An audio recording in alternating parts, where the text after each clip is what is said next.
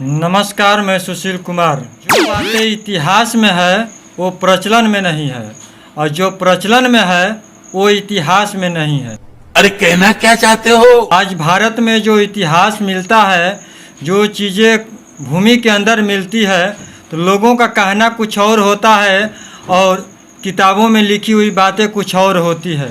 अच्छा। सिटी और किताबों में से पढ़कर जब वहाँ देखने के लिए जाते हैं तो वहाँ कुछ और मिलता है, और जब वहाँ के लोगों से पूछते हैं तो कुछ बातें और मिलती है। मैं ऐसे ही विषय पर आज चर्चा करने वाला हूँ। वीडियो में नए हैं तो चैनल को सब्सक्राइब ज़रूर कर लीजिए।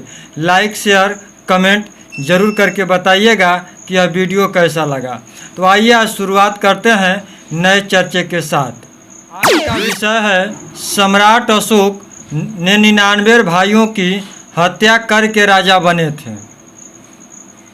यह बातें कहाँ तक सत्य है और कहाँ तक झूठ है, मैं आज इसी विषय पर चर्चा करने वाला हूँ। मैं आज इसी विषय पर तर्क करने वाला हूँ। बड़े इतिहास के जानकार डॉक्टर सच्चिदानंद की बातें भी मैं आपको सुनवाऊँगा। बिहार में पटना के धरती पर एक रहस्यमयी कुआं बना हुआ है। कुछ लोग कहते हैं कि सम्राट अशोक जब राजा बने तब इस कुआं को खोदवाए थे, लेकिन वहीं पर कुछ लोगों का कहना है कि यह कुआं राजा बनने से पहले खोदवाए थे और अपने 99 भाइयों की हत्या करके इसी में डाल दिए थे। यह बातें कहाँ तक सत्य है, इस पर चर्चा करने की ज़रूरत है। लेकिन जो बातें इतिहास में मिलती है वो वहाँ के लोकल लोग नहीं जानते हैं, और जो लोकल लोग बताते हैं वो इतिहास में नहीं मिलता है। यह बातें आपस में उलझ गया है और इससे अंधविश्वास पैदा हो रहा है। जहाँ पर कुआं है वहाँ पर शीतला माता के मंदिर भी बनाया गया है। कुछ लोग उस मंदिर से जोड़कर बताते हैं क्योंकि उस कुआं का पानी बहुत ही ठंडा होता है, इसीलिए वहाँ शीतला माता मंदिर का निर्माण भी कर दिया गया है। लेकिन इस पर चर्चा और विचार करने पर क्या सामने आता है, इस विषय को जरा ध्यान से सुनने की ज़रूरत है। सम्राट अशोक क्लब के राष्ट्रीय प्रवक्ता डॉक्टर सच्चिदानंद मौर्य जी क्या कहते हैं, उनकी बातों को भी जरा ध्यान से सुनिए। उसके बाद हम इस चर्चा को आगे बढ़ाते हैं। देखिए, सच्चाई ये है कि जो कुछ हमारे इतिहास में लिखा है वो हमारे प्रचलन में नहीं है, और जो प्रचलन में है वो इतिहास में लिखा नहीं है। इसके लोग अपने इतिहास को ठीक से नहीं जानते हैं, इसलिए ऐसा कंफ्यूजन उनके दिमाग में होता है। तो सम्राट अशोक को बहुत लोग वहाँ भाई थे ही नहीं, तो ये कैसे हो सकता है कि नैन भाई को काट देंगे?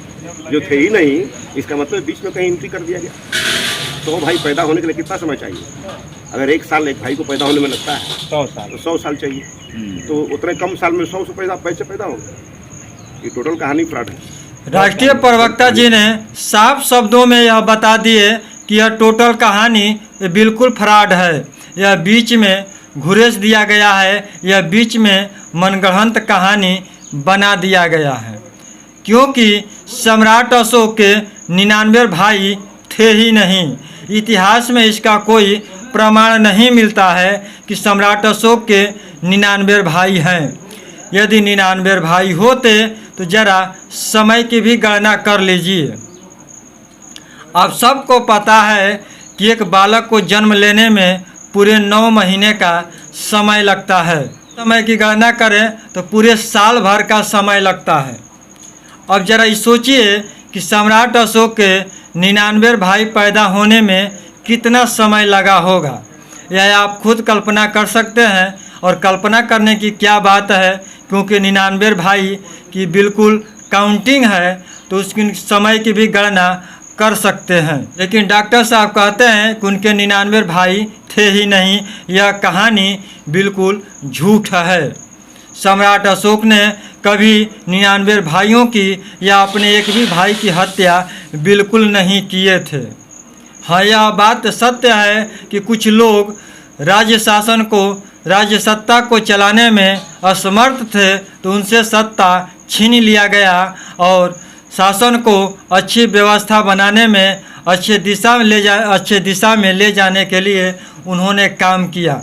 और जो उन्होंने काम किया दुनिया के लिए, पूरे विश्व के लिए, आज वो खुद ही आप सबको दिखाई देता है। लेकिन कुछ ऐसे झूठ इतिहासकारों ने सम्राट अशोक के विषय में झूठा इतिहास लिखने का काम किया, उन्हें हत्यारा बनाने का काम किया और उन्हें गलत दिशा में ले जाने का काम किया। लेकिन सम्राट अशोक ने जो लोक कल्याणकारी काम किया, आज तक कोई राजा अब तक नहीं कर पाया। यहाँ तक कि लोकतंत्र में भी आने के बाद अब तक किसी भी देश के कोई प्रधानमंत्री, कोई राष्ट्रपति या इससे पहले कोई राजा अब तक उनके जैसा कार्य नहीं कर पाया।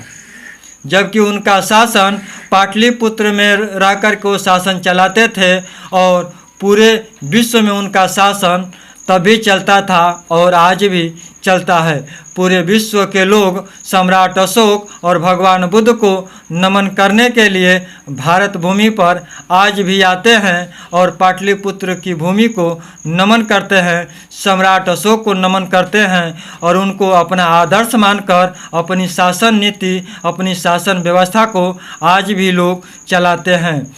तो आज के लिए फिलहाल इतना ही। नमस्कार। जय भारत।